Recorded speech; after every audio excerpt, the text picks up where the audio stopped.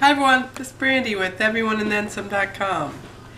Today here with another check out this book. This is the series where I try to find interesting and unique and clever, sometimes strange books and, well, share it with all of you. So today's book really is an interesting one. Never seen anything quite like it, so I think you're going to enjoy this one. This is called Henry's Life as a Tulip Bulb, or Developing an Attitude of Gratitude.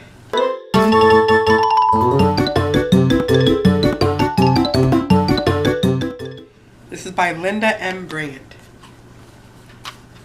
Found this in our library and just love it. You're going to love the art and, you know, the idea behind it about developing an attitude of gratitude. If I can get it open. Alright, Henry's Life as a Tulip Bulb, written and illustrated by Linda M. Bryant. In memory of my beloved son, Scotty. Henry was a tulip bulb living on Lewis Harper's grocery store shelf. Henry felt very safe and satisfied living in his little cellophane bag. Some people might even say he had a very easy life. But little did Henry know that his life was soon to change in a very big way. One day, two little girls came into the Harper store and bought Henry. Boy, was he upset. Mr. Harper took him off the shelf and dropped him into a brown paper bag where he couldn't see a thing. It was right about the time that Henry started to complain. First of all, when the little girls got home, they ripped open Henry's cellophane bag. Next, they plopped him in a dark, damp hole in the ground. Henry was mad, to say the least. Why, oh why does this have to happen to me? And what did I ever do to deserve this? Wailed Henry. Everything was so comfortable on the grocery store shelf. The next day, Jenny, the oldest of the two girls, came and dumped a shovel full of manure on top of Henry. She then proceeded to stomp it into the ground with her size 4 feet. The nerve of that kid, Henry hollered. Why can't they leave me alone? He doesn't look very happy, does he?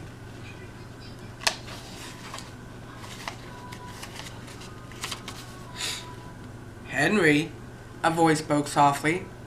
I love you, and this is good for you. You'll understand someday. Please trust me. But there's fat green leaves growing out of my head. It's starting to snow. I'm cold, and there's manure above me. Henry was really losing his patience. That spring, when Henry was just beginning to enjoy his new home, something strange began to happen. Henry began to sprout legs.